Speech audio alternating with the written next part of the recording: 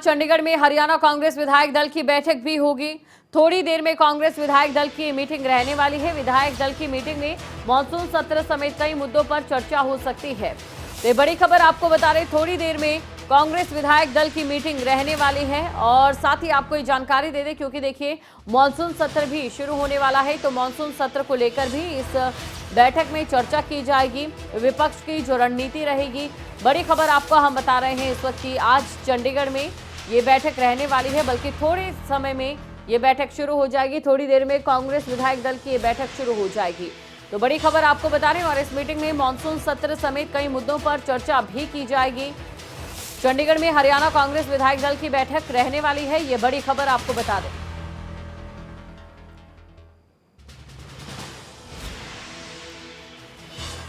और इसी खबर पर अधिक जानकारी के साथ संवाददाता जितेंद्र हमारे साथ जुड़ चुके हैं। जितेंद्र, जानना चाहेंगे सबसे पहले, क्योंकि देखिए हरियाणा कांग्रेस विधायक दल की बैठक रहने वाली है, बैठक के एजेंडे के बारे में आपसे जानना चाहेंगे। दूसरी तरफ मॉनसून सत्र को लेकर भी इस बैठक में विपक्ष की रणनीति पर चर्चा की जा सकती है।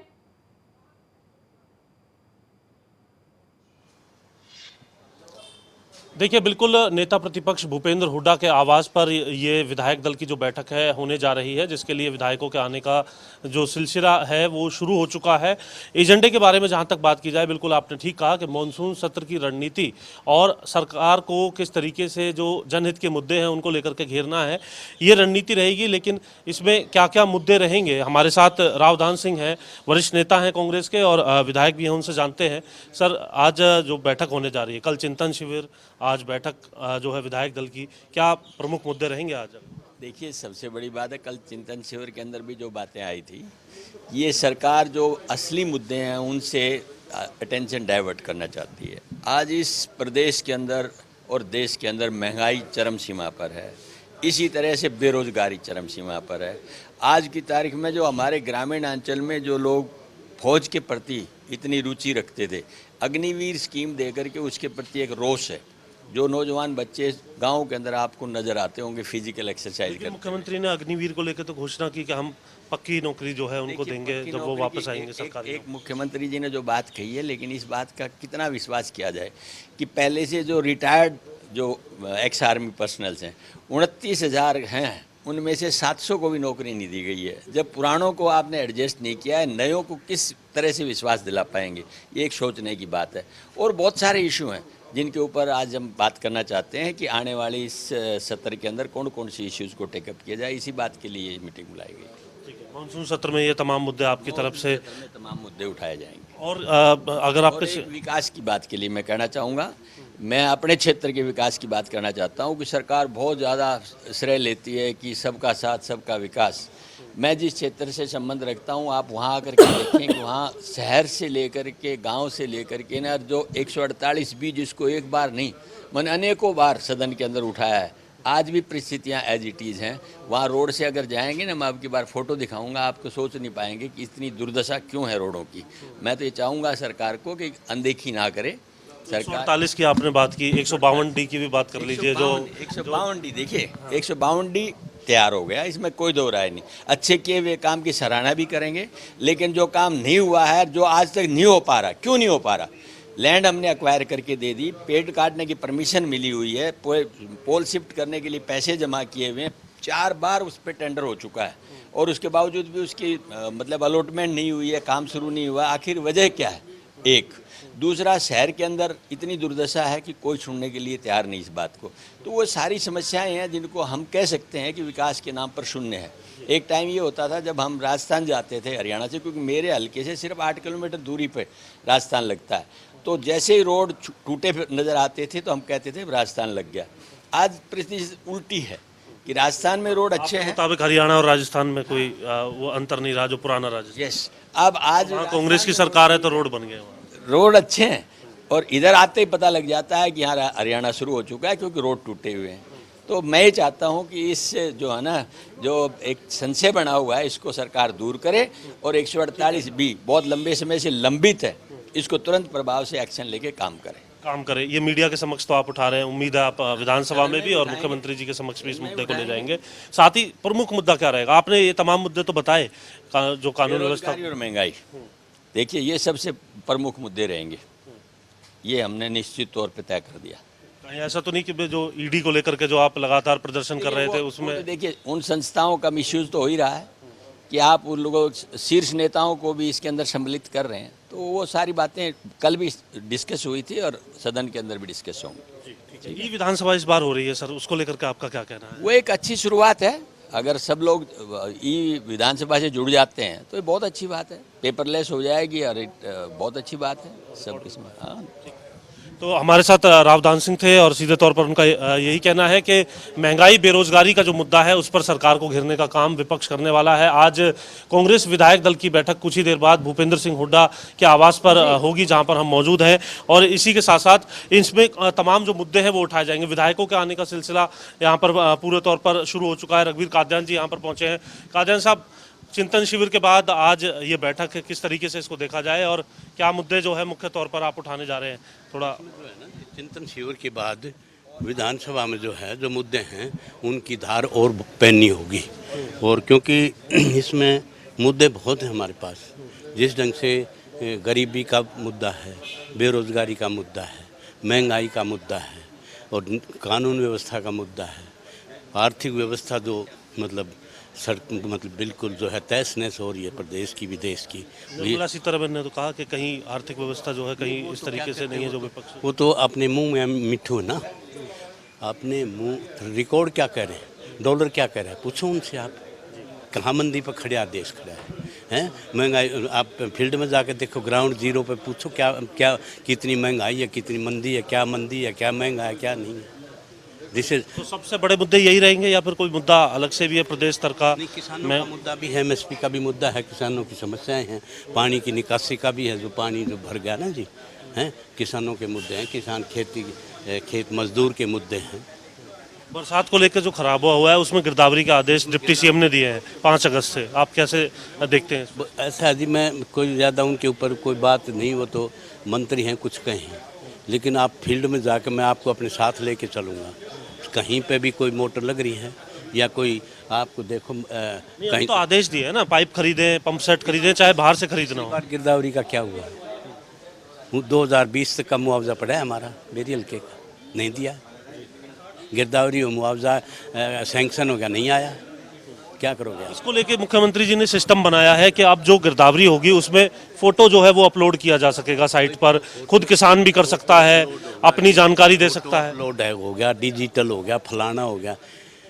मैंने यहाँ विधानसभा में डिक्लेयर किया मुख्यमंत्री जी ने कि 5 करोड़ एमएलए जो है वो खर्च कर सकता है, और आपको नहीं एस्टीमेट भिजवाए, एस्टीमेट भिजवाने की मेरे पास रसीद है, सीएम को भिजवाए, स्पीकर को भिजवाए, principal secretary development and panchayat को भिजवाए, डीसी, चारों की रसीद है मेरे पास, डिजिटल रसीद उनकी, उसको भिजवाया।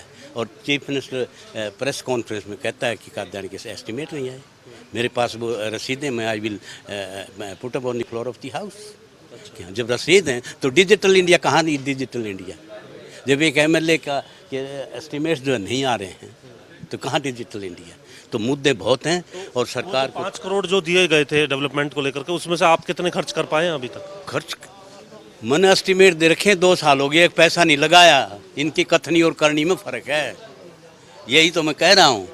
हाँ, तो रघुवीर कादयान हमारे साथ सीधे तौर पर डेवलपमेंट को लेकर के जो 5 करोड़ रुपए विकास के तौर पर दिए जाते हैं उसको लेकर के उनका कहना है कि ये मुद्दा इससे पहले भी जो है विधानसभा के अंदर देखने के लिए मिला था।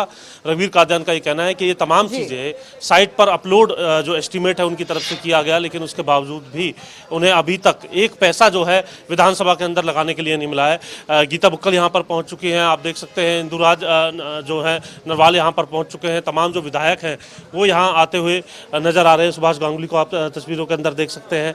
तो सीधे तौर पर अब कुछ ही देर बाद जो कांग्रेस विधायक दल की बैठक है वो शुरू होते हुए यहाँ पर आपको नजर आएगी, और किस तरीके से इस बैठक के अंदर जो तमाम मुद्दे हैं जो वरिष्ठ विधायक हैं उनसे हम लगातार जानने की कोशिश कर रहे हैं। जगबीर मलिक है हमारे साथ। मलिक साहब, क्या कुछ रहेगा? अब चिंतन शिविर हो गया, वो तमाम मुद्दे यहाँ भी आप डिस्कस करने वाले हैं, विधानसभा के अंदर किस तरीके से आप जाने वाले हैं, क्या तैयारी है? क्योंकि सेशन जो है मानसून सत्र का वो आपको अवधि लगभग पता होगी, हालांकि बीएससी की बैठक आज 3 बजे उसमें भी तय हो जाएगा। देखिए, मुद्दे ही सरकार के खिलाफ, सबसे बड़ा मुद्दा तो आज के दिन जो आम पब्लिक भुगत रही है वो करप्शन का है। कोई भी काम इस सरकार में बगैर पैसे के हो नहीं रहा। आदमी दुखी हैं, लोगों के पास ऐसा पैसा नहीं और इसलिए लोग दर दर की ठोकरें खा रहे काम के लिए।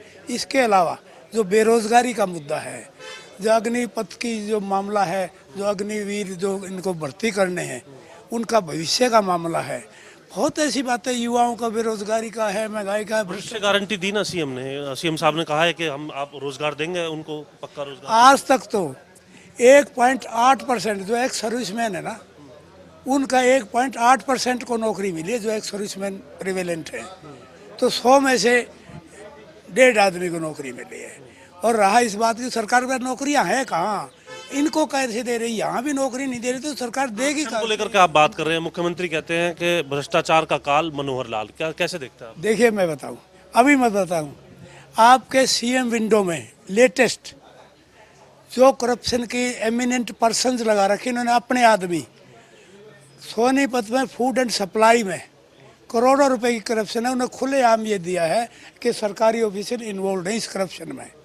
एक 6 करोड़ का सोनीपत जिले में सीमेंट परचेज, सब स्टैंडर्ड, एक जिले में 6 करोड़ का सीमेंट परचेज का मामला आया है, वो दबा दिया और उसको एक्सटेंशन देने जा रहे हैं उस अधिकारी को जो दबा दिया। यहाँ तो जो करप्शन, नाम क्यों नहीं लेते जब पूछा जाता है? आप यहाँ भी उस अधिकारी का नाम, आप सीधा नाम लीजिए अगर कहीं करप्शन हुआ है। नाम बताने लग रहा है, सोनीपत जिले का है, करप्शन का है। अभी जो है अधिकारी का नाम क्या है? जैसे अभी जो है मंत्री के साथ विदेश में घूम के आया है, आप देख लो, इनको पता सारी बातों पता। अब उनको एक्सटेंशन देने की कोशिश में है, आगे वो रिटायरमेंट पे बैठे।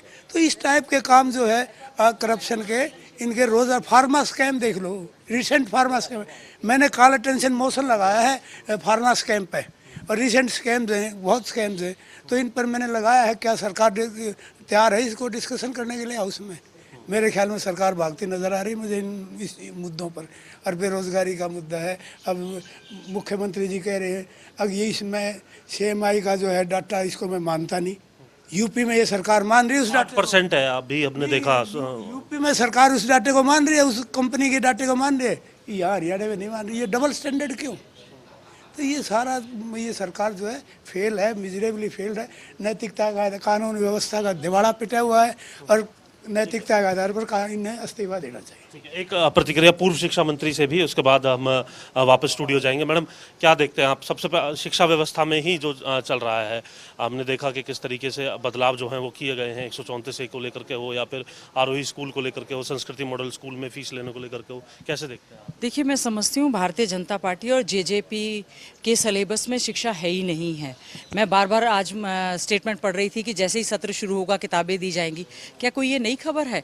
खबर तो ये है कि चिराग योजना आप लेकर आ रहे हैं, जिससे आप कह रहे हैं सरकारी स्कूलों के बच्चों को ओपन कर दिया है आपने कि आप प्राइवेट स्कूलों में जाएं और सरकार उसका पे करेगी। तो क्या सरकार की इस स्कूलों को बंद करने की योजना है सरकारी स्कूलों को? इसीलिए कल का जो चिंतन शिविर था उसमें हमने कहा स्कूल बचाओ शिक्षा बचाओ, और 134 को मान लीजिए आप खत्म कर रहे हैं। हमें सरकारी स्कूलों में विशेष तौर से गरीबों के बच्चे पढ़ते हैं, चाहे वो दलित हो, चाहे BPL OBC हो, कोई भी गरीब का बच्चा पढ़ता है। सरकार को सुनिश्चित किया जाना चाहिए कि अच्छी शिक्षा दें। 46,000 से ज्यादा यानी कि कुल मिलाकर जितेंद्र, देखिए इस समय जो बैठक होने जा रही है उसमें चर्चा की जाएगी मॉनसून सत्र में किस तरीके से सत्ता पक्ष को घेरा जाए, किन मुद्दों की बात होगी, उसकी जो तस्वीर है वो आपने दिखाई। बहुत बहुत शुक्रिया हमारे साथ जुड़ने के लिए।